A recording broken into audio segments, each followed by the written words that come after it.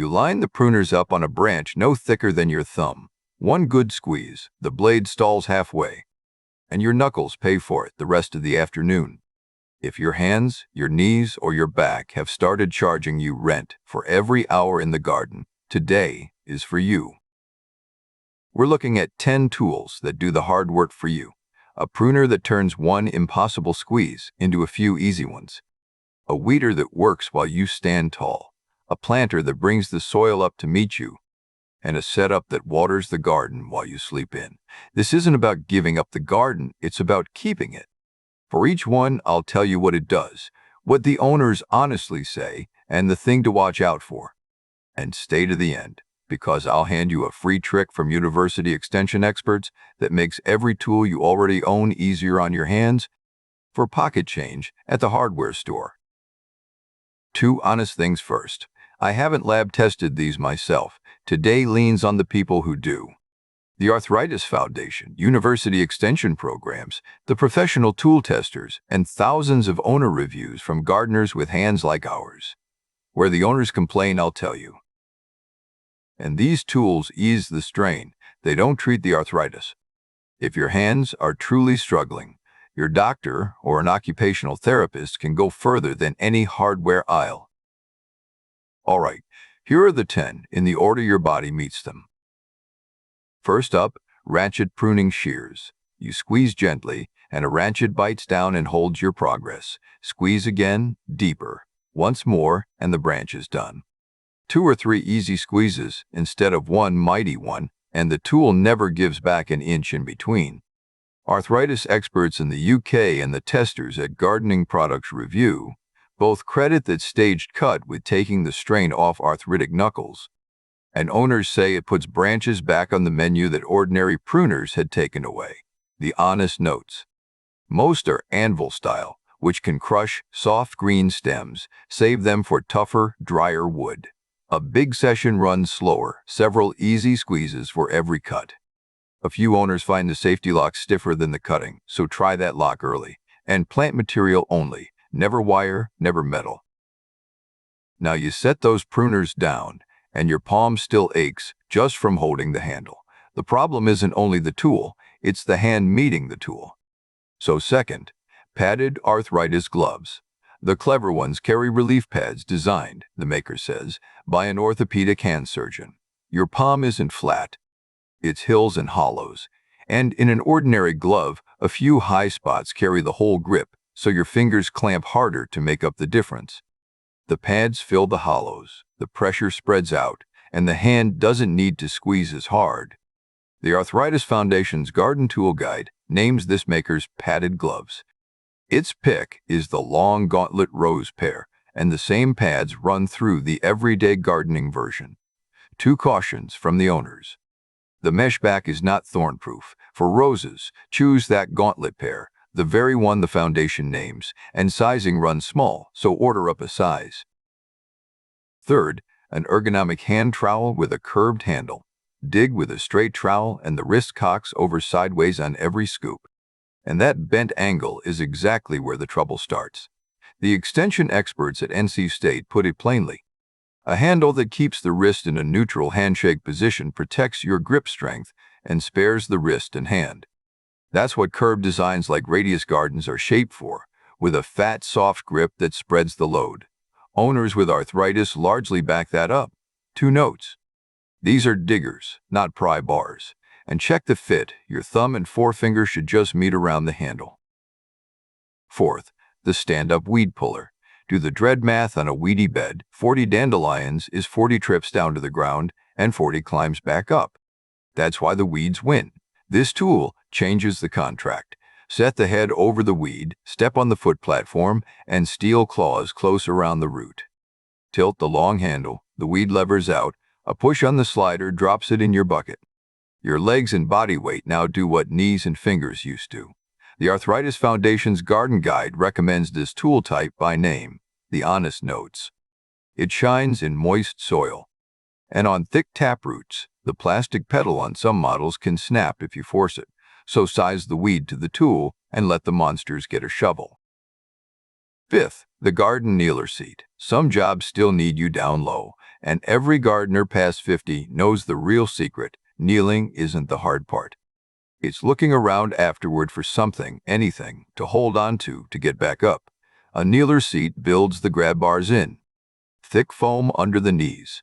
Tall steel handles beside you, so arms and frame do the lowering and rising instead of knees and hips. The Arthritis Foundation notes those handles help steady the movement. Flip it over, and it becomes a bench for seated work. 2 things from the owners. Weight ratings vary a lot, so check the number against your body and set it on firm, level ground, unfolded and locked before you lean on it.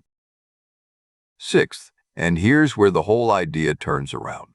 Every tool so far helps you get down to the garden and back. A waist-high elevated planter asks a better question.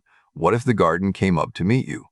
Legs bring the soil to standing height, so planting, weeding, and picking happen upright or from a chair. No kneeling, no stooping. The Arthritis Foundation says raised planting surfaces take the stress off your knees and eliminate the stooping. And one of the accessibility reviewers at USA Today's Reviewed tended her own elevated bed from a wheelchair for 4 years, without a single squat, bend, or kneel. The honest notes. Respect the listed soil capacity. Overloaded wooden ones can crack. Wood wants a coat of sealer to live outdoors. And elevated soil dries out faster than the ground. Remember that last one, because Tool 9 solves it in style. 7th, the 4-wheel dump cart. A 40-pound bag of mulch picks 3 fights with aging joints. Lifting it, balancing it in a wheelbarrow that wants to tip, and wrestling it out at the far end. A low 4-wheel cart with a quick-release dump wins all 3. No balancing act, less height to lift over, and at the far end, one hand on one lever tips the whole load out. The Arthritis Foundation favors multi-wheel carts over wheelbarrows, and Ohio State's Agribility program notes that 2 or more wheels add stability. The owner's advice. Get the no-flat foam tires. Punctures are complaint number 1, and keep loads modest, whatever the rating says. 2 bits of plain common sense. No brake, so load and dump on level ground, and mind your fingers at the dump latch. 8th, the ergonomic watering wand. Nobody calls watering a grip exercise until arthritis makes it one. A pistol nozzle is a hand clenched shut for the whole chore. The fix is a wand with a thumb switch or a hold-open clip, so the water flows while your hand rests. Bob Vila's testers found push levers and one-touch controls easier on arthritic hands than squeeze triggers. And that thumb style is the same design the Arthritis Foundation highlights on its recommended nozzle. The long shaft reaches the hanging baskets and the back of the bed without hoisting your shoulder. One honest warning. Most inexpensive wands eventually leak, whatever the brand. Treat them as a cheap part you replace every season or 2. 9th, my favorite promise on the list. Even with a perfect wand, high summer wants watering every single day. And the accessibility team at USA Today's Reviewed points out the sneaky hazard that daily walk to the spigot means wet, slick, uneven ground. So let the garden water itself. A drip irrigation kit with a battery timer on the spigot feeds every plant on schedule. No gripping, no hauling, no daily trips, even while you're off visiting the grandkids. Setups like this appear on Ohio Agribility's Adaptive Equipment List and Arthritis Research Canada's Gardening Checklist. 3 practical notes. Colorado State Extension says, a spigot-fed system needs a backflow preventer, so nothing siphons into your drinking water. Many kits include one. Check yours. Owners report timer valves, sometimes sticking open or dying young. Watch the first few cycles, and give a new system a week or 2 to prove itself before it runs unattended, especially near the house. And pick a kit with the timer in the box. 1 purchase, not 2. And 10th, remember tool number 1? The Ratchet split the hard squeeze into 3 easy ones. Tool 10 deletes the squeeze altogether. A cordless electric pruner puts a small motor behind the blade. A light press of the trigger makes the cut, and the battery does 100% of the work. HGTV ran 16 of these through a hands-on test and came away convinced. The motor spares aching hands and wrists, and they singled these out for gardeners with arthritis or a weaker grip. Owners write that impossible branches are now a light pull. Choose a lighter model, roughly 2 pounds or under with the battery, so saved fingers don't become a tired wrist.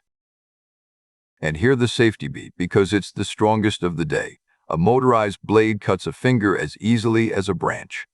Keep your steadying hand well away from the cutting head. Lock it between cuts, and don't trust the unlock until you know your model. Store it locked, battery out, and keep children and pets well away while it's in your hand. Now, the free trick I promised, straight from the extension folks at NC State. Pick up foam pipe insulation at any hardware store and slide a length over the handle of any tool you own. A skinny, hard handle becomes a fat, soft grip that asks far less of your fingers. Pocket change, 5 minutes, every tool in the shed. So there's your 10. For the hands, the Ratchet pruner, the padded gloves, the curved trowel, and that electric pruner. For the knees and back, the stand-up weeder, the kneeler seat, and the planter at waist height. For the hauling, the dump cart. And for watering, the wand for the pleasure of it, the drip timer for everything else. Everything is linked below in the description, along with a couple of extras that just missed the list.